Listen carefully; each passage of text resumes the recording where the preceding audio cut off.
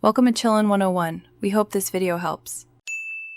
In this video, I will explain how to change a forward edge headlight.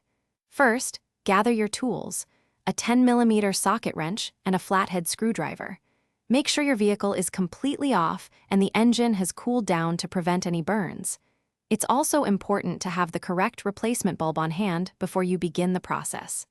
This preparation ensures a smooth and safe replacement. Now, let's access the headlight assembly. You'll find two 10mm bolts on top of the assembly. Remove these carefully. Once the bolts are out, gently pull the entire headlight assembly straight forward. It might feel a bit snug, but it will slide out. Finally, disconnect the electrical connector from the back of the assembly by pressing the tab and pulling. With the assembly free, it's time to replace the bulb. Twist the old bulb counterclockwise to unlock it from its housing and pull it straight out. When handling the new bulb, be very careful not to touch the glass with your bare hands, as oils can reduce its lifespan.